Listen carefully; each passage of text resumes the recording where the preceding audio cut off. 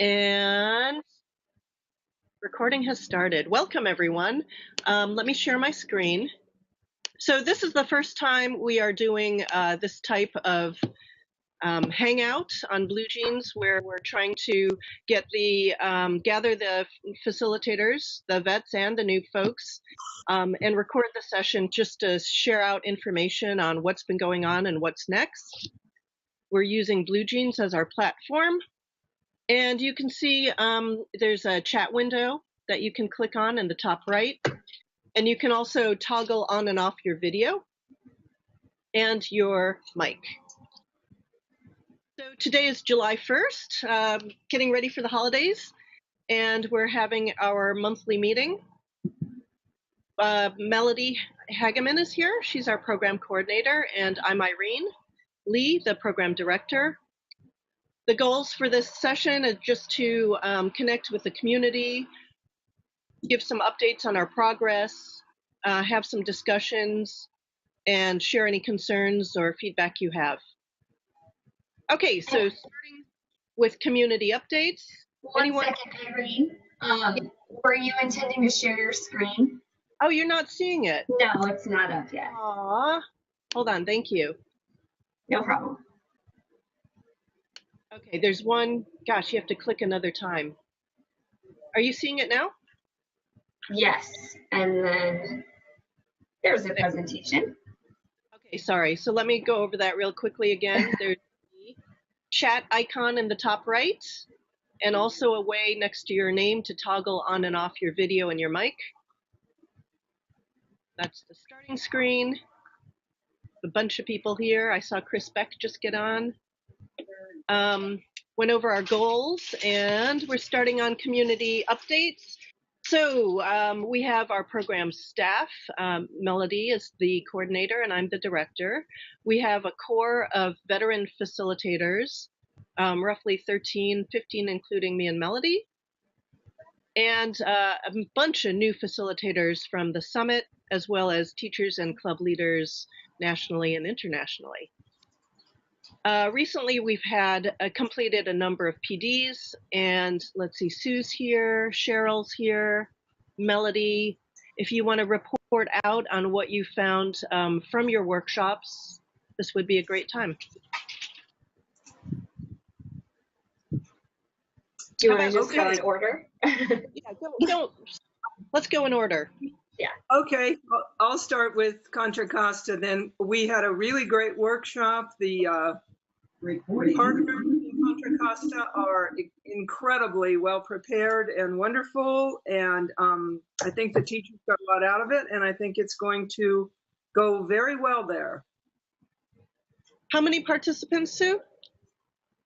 About 15, I'm remembering.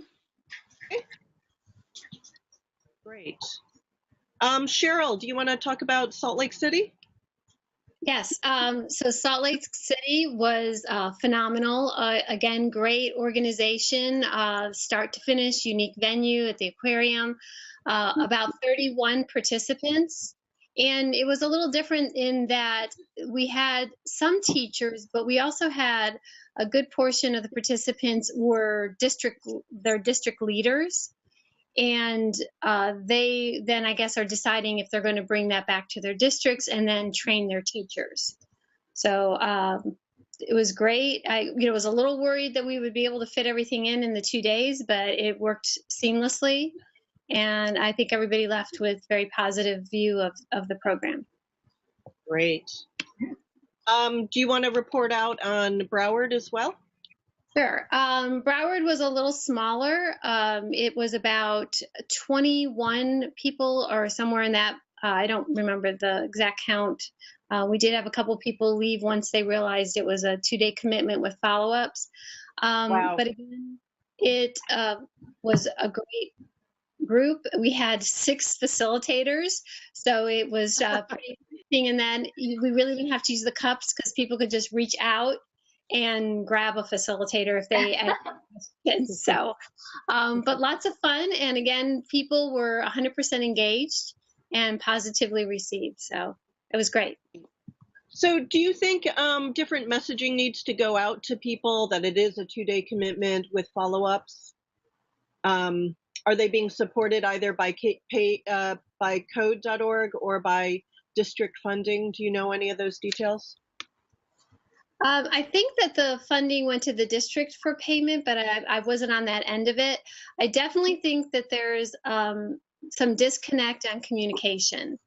The survey didn't populate, and so, normally in the years past, it's been, we were able to, as soon as we ended the workshop, they would get the survey and complete it before they left, and it would be Right. days later before they received it. Also, it was my understanding that the phase 2 would roll out as the online portion. In fact, I haven't followed up with Salt Lake City, but they held their teachers a third day in order to have them do that follow-up together with support. And when I reached out to Mallory when I heard Broward hadn't received it, she said they're not releasing phase 2 till like mid-July. So I think there was some miscommunication on that as well. Okay. So at Salt Lake, did you do a third day? I did not stay the third day. The other 2 facilitators stayed, and they had some housekeeping things to do, contracts to sign, and a few other things. So I did not hear back from Sarah that they ran into any problems. Okay. So Got again, it. I'm thinking they didn't do phase 2, the follow-up, if that wasn't rolled out yet. Right. Okay. I will look into that and see if there's anything they need. Okay. Ben isn't with us. Melody, tell us about Dallas. Okay, Dallas was another phenomenal PLP, just super organized and really great support. We did run into everyone's worst nightmare in a workshop, which is that Star Logo Nova stopped working due to internet issues at our building. But we had a contingency plan, and I should really say Mark and Lonnie had a contingency plan. We had hotspots, and after we tried a couple different things and a previous hotspot, we found out that those worked. So that was definitely something that saved the workshop. While we had the outage, we just looked at what was further in our presentations and didn't require Star Logo Nova, and then kind of moved that up. So we did some experimental design, minus being able to collect the data at that time, but then we revisited that in the morning and it seemed to work out okay. Right. And it was the issue was some kind of district blockage of loading some part of Flash. Yes, the jQuery. Yeah. Okay. I wonder, do we need different messaging or the district to run some tests? No, they have that information. Yeah. Well, and it was one of those cases, it was just, it was a sporadic thing that kind of the same time every day we ended up with that issue. In the morning it would be fine, and then not so much. So it wasn't like it was something directly in their filter that was, I don't know, something was going wrong, but we worked around it. Having a hotspot as a backup is a really good idea. And the district had the hotspot? Or Yes, did people they did. Okay, the district had a hotspot. Yeah. Got it. Okay. Thank you, and I'm glad you survived that so gracefully. Yeah. Okay, next we have upcoming workshops this month. Sue's going out to Houston, Paige to Phoenix, Jennifer to Idaho, Boise, or I'm not sure where in Idaho. Paige is then going to Riverside, Sandra at Code VA, and Melody and Sue are going to be working with me in Santa Fe for our extended workshop. And then in Charles County, we have Ben, Lynette, and Sandra. And then there are more towards the end of July and into August, but we'll talk about those next time. I don't anticipate any issues with these. And there still are some districts that we're waiting to schedule. But I think code.org has that, and they'll be in August, or they'll have to wait until later in the fall. We've been doing some road shows. Paige and I were at ISTE, the International Society for Technology and Education in Denver. And we had a 3-hour workshop, about 15 people. And then Paige gave a poster session where people just walked by and she talked to them about Project Guts. And she said that was phenomenal. She reached a large number of people and there was high interest. So upcoming, we'll be at CSTA. Melody, you're going, right? Yes. Yeah. And then Pat Phillips and I are giving a talk on computational thinking in K through 8. Mini workshops. We just did one yesterday at MIT for their science and engineering program for teachers, about 30 teachers from this country as well as some international. Then we'll be doing an international conference here at MIT called Lord Anglia. So lots of talk to teachers sessions. So when thinking about Project Guts, I kind of have it in my head in 3 buckets. I have the research and development portion, kind of the PDs and workshops, and then our community. First, I'm going to give you some updates about what's been going on at MIT with research and development, and then we'll move on to the other areas. So we have a new version of Star Logo Nova that's been much anticipated and hopes to be launched by July 15th. We hope to use it within the Santa Fe workshop and then the other workshops over the summer.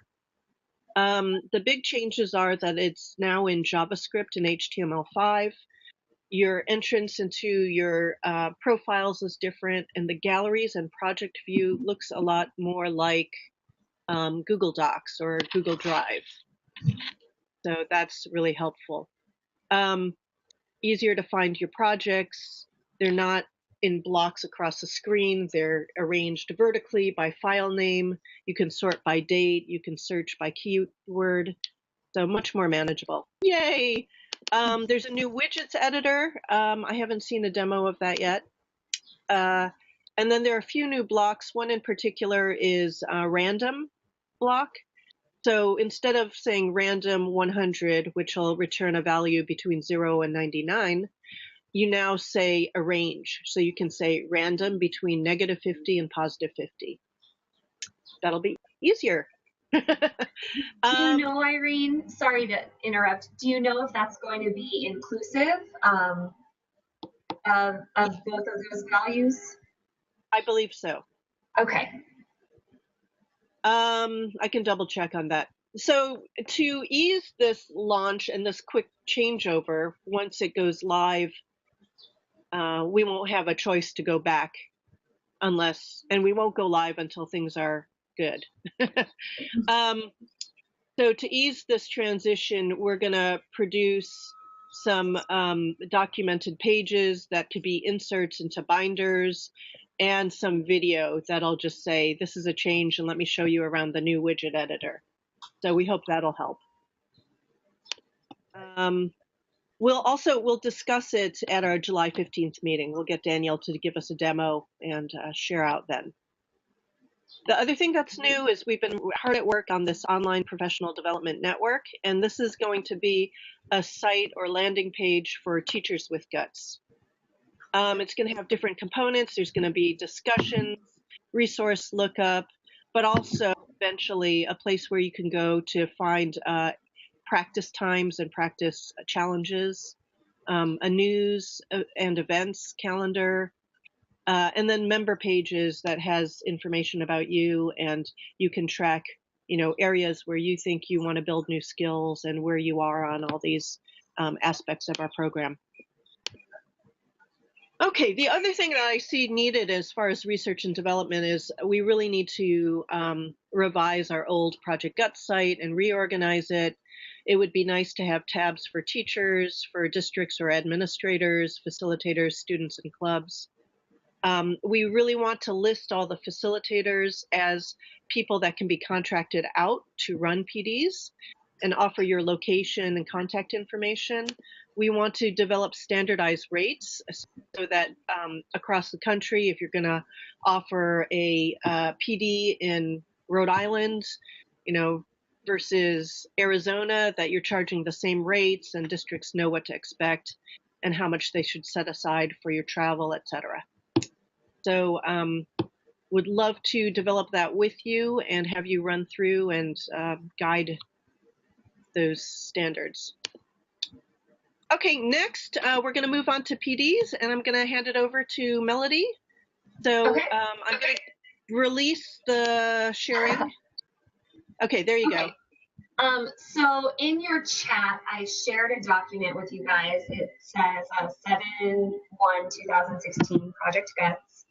And I'll also share my screen so you can see that. Go through all of the steps. Okay, can you guys see it? Yes. Well, my screen. Okay. So this is going to be like our catch-all document for things that are discussed in these update meetings. So item 1, we obviously went through Irene's update on the status of guts. Now phase 2 has been a process, as Cheryl kind of pointed out. Definitely some miscommunication there, but it officially should go out no later than the 15th. If it's not out, and I think actually it's up and running, so I'll go over that in just a second. The link is good now, so teachers should be able to join. But the email as far as through code.org looks like it's going to go out sometime next week or the week after. And I'll follow up on that because Mallory is out. She's getting married, and she's usually the one who takes care of that stuff. But if you want to see what it looks like, this will kind of kill 2 birds with 1 stone. So this is CSinScience Part 2, and it's the online blended summer study. So it's meant to be after they've done the in-person workshop and completed before Labor Day. So that's the ultimate goal. Most teachers, we encourage them to try to do it before school starts, just because things get crazy. And there is another portion that they'll be asked to do before their fall workshop, which is in development right now. So they've got like the typical welcome stuff, and essentially what they're doing in the different stages is making a modification to the epidemic model that they may not have had a chance to do in the 2-day workshop, which was something that in the 3-day workshop we spent a lot of time on. So they're given a tutorial broken down in baby steps. First, they're asked to kind of think and have a abstraction of what they would need to do for different steps. And then it walks them through adding a breed, which is a doctor and can heal other agents. Some teachers may have done something like this already, and that's fine. When they get through it, let me find. So epidemic model extensions. Once they've actually done that, then we give them suggestions for simple, doable changes that shouldn't take over the 7 hours allotted for this time, and are easy for us to support and me to support through the forum. And so they make a change, and then they are going to post it to the forum and reflect on it, what they struggled with, what they need help with. And so if teachers ask like where they're going to get support for phase 2 online, it's going to be through the forum, because that's something that I will check, and I'll check these questions specifically. And if they say they need help with something or they're struggling, then I'll provide them feedback and support that way. It shouldn't be too bad given the walkthrough format. But that's phase 2. Let's see. Oh, and you may have noticed the new icons. If you hadn't heard about these, I actually have down here. the official word from code.org about the new icons. But essentially, you have the paper, which is just like an unofficial task, nothing that's being graded or checked, except once they've gone through it, then it should turn a certain color. I think here it turned gray. When they're partially done with it, it has this yellow kind of highlight thing. And so they need all of those to turn gray to get credit. And you'll also see, if you do other Code Studio stuff, that they have a camera icon and then the traditional circle. And the camera icon will also turn gray, but we don't use those, even though we have videos embedded. Those are for the videos like produced by code.org that it can actually monitor when they finish watching it. So probably most of what they're going to see is just the paper icon and maybe a little bit of the circles, which would be, some sort of assessment. And there may be questions like that in phase 3. So that's phase 2. Does anyone have any questions about phase 2? I saw there's some stuff in the chat. Okay, so that's all good. Okay, so let's talk about phase 3. Phase 3 will be done before phase 2 is due. That's my goal, to get it up and running. I can't guarantee that code.org will actually launch it, but it shouldn't be a problem. Talk to Mallory after her honeymoon. And the plan for phase 3 online, each in-person one-day workshop, the participants are supposed to do kind of a pre-online portion and then a post-online portion to reintroduce them and solidify knowledge. And so it's going to be a similar idea for phase 2B, but with the content area models. So by the time they go through the spring and the fall, and with all of the online supplemental portions, they will have worked with each of the content area models and done an extension to it. And it'll be similar format in that it'll be kind of a simple extension with a tutorial. In our instructions, we encourage the teachers to try the task before watching the video, just as we would our students, to really build those coding skills.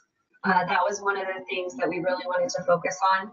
And then another thing that we found we got really good feedback on was the development of the rubric for assessing STAR Logo Nova projects and the different modules that students will be doing. So that is another task that they are slated to do in their online portion before the spring one-day workshop.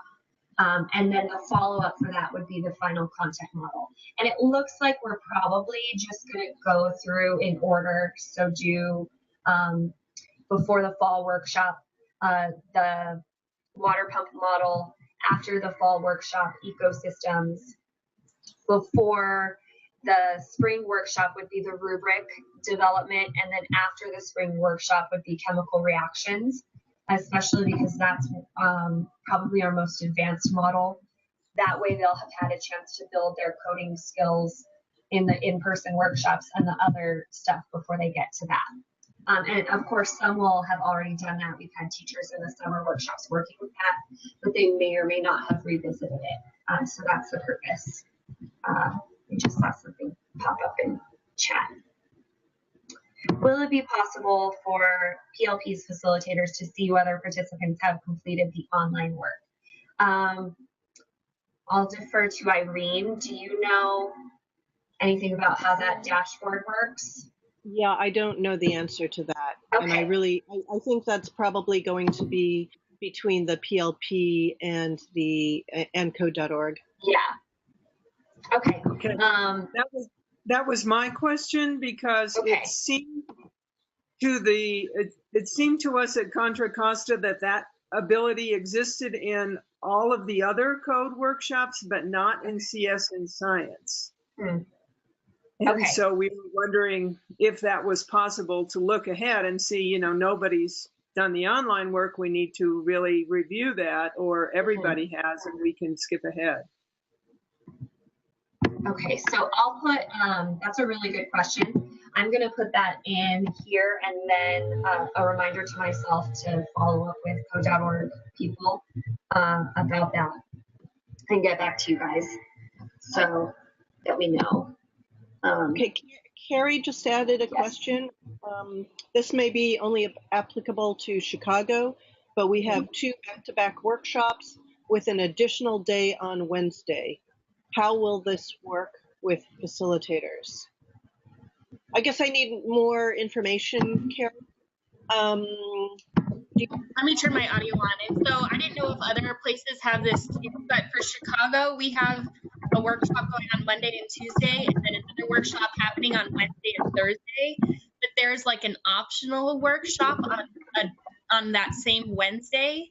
And so I wasn't really sure how that was going to look with like facilitators running it, if we need an extra person, or just like what's going to be taught in that third day, because it sounds like from phase 2, it's just like that 2-day setup. So on that additional day 3 for Chicago, I was just wondering what's happening.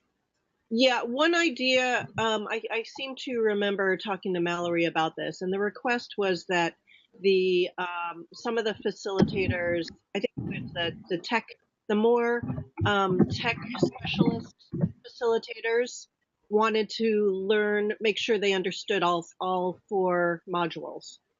Oh, okay. The 3 content modules before they could help. So that third day, for some from the first workshop, maybe 15 from the first workshop will stay a third day, and we'll work with one of the facilitators from the first workshop to just go through the 3 modules. Oh, okay. Let's see, what else? Meanwhile, there'll be a new group of 30 going through the traditional 2-day starting on Wednesday. Thanks, Irene. I think one of the other teachers from Chicago said too, like, we asked Jen about it and we hadn't heard back, so I just wanted to clear it up on here. Okay. Yeah, that's the design they were considering.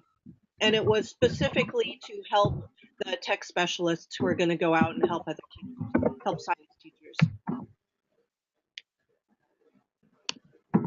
Okay, another question. I also asked Jenna about this, and I haven't heard back.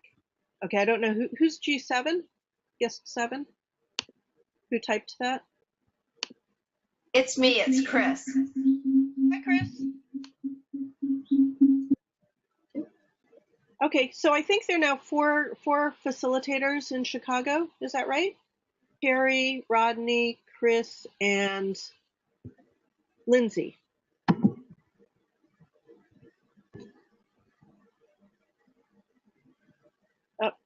Carrie, you're on mute. Yeah, okay, great. So let us know if you need anything, but I think you're a strong group of facilitators. Okay, Melody, do you have more to add? Or is that... Just one last thing. Another thing that I guess we failed to communicate between us and code.org especially is that we are transitioning away from surveys. I guess the last 2 years we kind of surveyed our participants to death, and at this point there's no survey for us as facilitators to give out at the end of the workshop, and word on the street is it's supposed to go out when you as a facilitator or the PLP, whoever's running the dashboard for the workshop, closes or ends that workshop.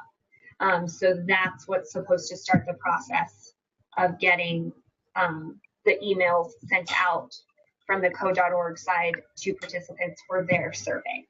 And we don't actually have surveys that we're collecting data for anymore. Great. Yeah. So just know that it's not something, unfortunately, it's not right at the end of the workshop when it's fresh. but they'll get an email with it after they've had time to reflect on it, I guess. Thank you, Melody. You're welcome.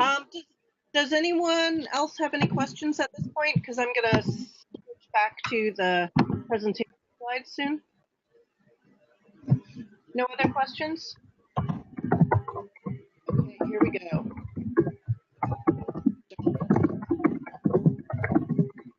Okay, so we just finished talking about phase 2 and phase 3. Cheryl had asked me, and I realized that this isn't very clear to people, the changes underway between Code.org and Project Guts. You know, we're really thankful and grateful that Code.org had taken us on starting in 2014 and helped us grow nationally. They have now somewhat switched their emphasis and are really pushing on their mainstream CS as a standalone course type programs, and they are not going to continue funding the CSinScience and CS in Algebra strand at the middle school level, especially now when they're putting a lot of energy into their CS Discoveries course at the middle school level. So we've been very fortunate to have all their support and extra funding over these years. We do have, you know, Project Guts grew up since 2003 without them, and I think we'll continue going forward and strongly. We just won't be under their umbrella as much. They will still refer people to us, and they will keep us on their page and as recommended offerings to districts and PLPs, and we'll go from there.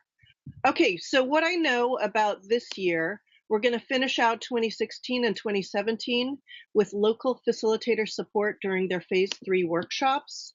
You may be called in to help as an online facilitator or to be on call for the days when the phase 3 workshop happens at local districts or local sites. Okay, but you won't be called in to travel to those sites for phase 3 workshops. And as Melody mentioned, there will be phase 3 online components as well. So after this year, Code.org is no longer offering to support PD participants. That means they aren't paying teachers directly for implementing CSinScience. And that participants, teachers attending PDs, need to be paid by their district or PLP. So the people offering the workshops will be responsible for finding the funding to pay stipends to teachers. And after this this academic year, Code.org is also no longer supporting the training of new CSinScience facilitators. So we either need to take that on through another grant program of ours, or we can say, you know what, we have enough facilitators trained. Let's raise who we have up to veteran status and then be a pool of resources that districts and PLPs can call upon. Next, going forward in the 2017-2018 year, as I mentioned, Code.org acts as a referral service to us. We'll have our new website too, and hopefully people through conferences or word of mouth can find us on our Project Guts site. And again, districts and PLPs will need to come up with the funding and stipends for both their teachers as participants and for the facilitators who come in to work those workshops. For the facilitator PD, we enjoyed the summit, but I really think that a more focused group and a focused workshop like we had in Santa Fe last round was a better bang for the buck as far as getting implementers to be facilitators. Now, we may not need to train new facilitators. This might be a gathering of existing facilitators to grow our skills and work together. The MOOC, I think the MOOC is really a strong component of our program. Want to continue and update it with funding through our NSF funds, Teachers with Guts. And also, I think that if we offer it again in the spring, and give a certificate that is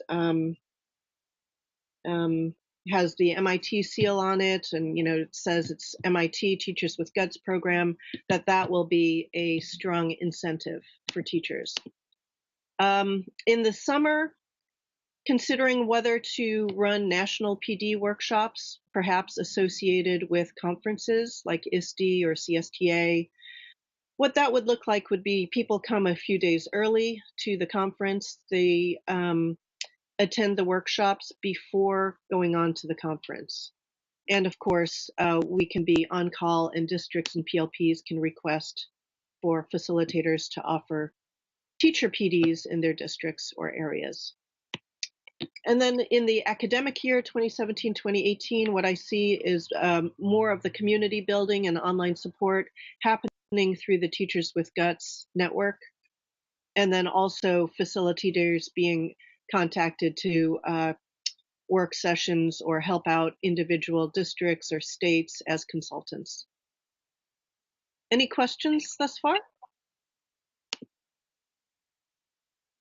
No? Okay. So I have some questions for you. I don't know if we have time to discuss these. We should probably move on, but we would like you to think about these. We'll put out a poll or a survey, and I really want to get some sense of where the community sees they want to go. The first question, should we push for more growth or just continue to meet the needs of districts and PLPs as they arise? Okay, so really what I'm trying to say is, do facilitators have time and effort to go and raise awareness about Project Guts in new districts and see if those districts want to run workshops? What we could do is support you with, having the standard rates, having all the materials. So that becomes more of like the affiliate program that Code.org does, where the affiliates go out and set up their own workshops, but then get paid for them. Next question, are incentives necessary? So one thing coming up for next year is whether or not we want to use the Code.org type dashboard system. And my thoughts initially are that if Code.org is referring districts to us as providers of PDs, what incentivizes their teachers to use Code.org's dashboard? So that seems like a weird juxtaposition for me, and I don't know if that makes sense. I mean, we could look to put something like a dashboard on the online teacher professional development network and have that kind of functionality. But again, I'm leaning more towards the MOOC model, where it's a short course and they get a certificate from MIT. But I'd love to get your feedback on what you think would work best for teachers, given their time constraints and allegiance or feeling about Code.org as well. Okay, next is community. As I said, I think the online network is going to be pivotal. We hope it is pivotal. We're developing it so it can be a pivotal place where both facilitators and the community at large can help each other out, develop resources, and share. We haven't been using so much our Google page, Twitter, or Facebook to raise community awareness about Project Guts, but that is something we could take on, and this will probably be a question in the survey we send out. What do you use? What do you like to post to? Okay, and then finally, your role as a facilitator. I mean, I think of Project Guts now as part of a collective. We're all part of a collective. And the complex systems analogy would be bees in a hive, or beavers building a dam, or ants foraging for food. You can be called upon to lead a PD workshop, and that'll come through districts, talking to Code.org, or seeing you listed on our website as vetted facilitators. Or you could go out and be proactive and organize your own workshops and set your own tell the districts what the fees are based on what we set them nationally. You can also contribute and get paid by the Teachers with Guts NSF funding for contributing to the community and the Online Professional Development Network. You could write articles. You could write guides, which are short how-tos.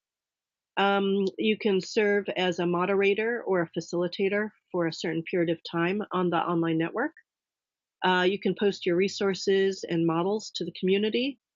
And as the online PD network gets developed, I'll email out to you and tell you, how we're working the hourly rates and submissions and how people would get paid.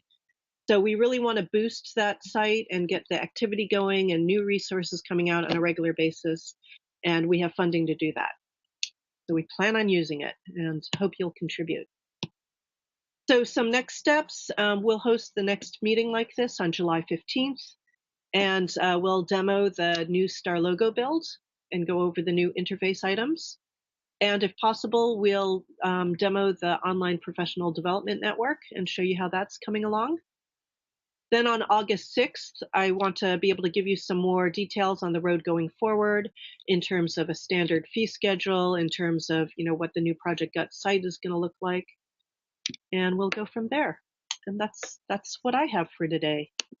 So at this point, we want to open up the floor and see if anyone has any other questions.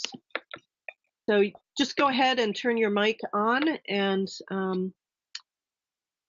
yeah, let us know if you have a question. I had one question. Sure. One of the teachers that we trained on this past week showed me her, I can't remember if I was looking at her CSinScience Part 1 or CSinScience Part 2 page with those little sheet icons that showed her progress. And on some of those, she was telling me she couldn't respond to the prompt, and then it wouldn't show that she had completed it. So it's probably just some little technical issue or something. But who does she contact to get that fixed? Melody, is that something that you would take to Mallory and work with her on? We could do that, yeah. Typically, there's a whole guide on it, and I'll try to find it and send it out to you guys. And they get instructions on what to do if it doesn't work. Like, let me see, in Part 2, I just copied verbatim from Part 1 what it said. But I can add to there if it doesn't work. Let's see. Yeah, I'll go ahead and add to there. If it doesn't work, they can email me, and then I'll email Mallory. And that'll also involve me being able to see their progress, which I'm not sure I have the capability for, but that email has already been sent out. So yeah, we'll see. That's a known issue with Code Studio that seems to come up a lot. So I think for the most part, as long as teachers are not trying to take advantage of it, code.org has been very gracious about saying, okay, we'll consider this portion complete. Great. I think I had heard similar things, that people were having trouble posting, or they completed a section and it wasn't graying out. So I think I heard that in Salt Lake City and also in Broward. Okay. And really, it depends on your community. Like, I know in Dallas, they're not being paid, but they're being compensated with their required hours. And so that's something that you guys as a district are supplying them. So really it is up to you guys, whether you want to look at those icons when you can, as Sue was asking, and want to figure out how you can do that. And maybe have teachers contact you when they say, okay, I did all of this and I would like to get the credit for doing this online, but it's not showing up here and here and here or whatever. So that's something that I'll look into, and maybe we can decide what's the best fit across the board, or it may be a community by community basis. Great. Carrie, can you say something so we can see the baby?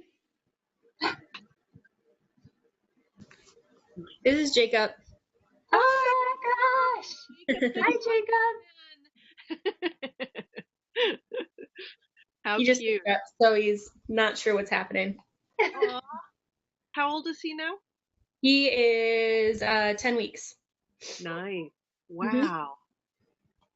Yay! Yeah, Yeah. that's a lot of hair. Yeah. If I brush it, it doesn't go down.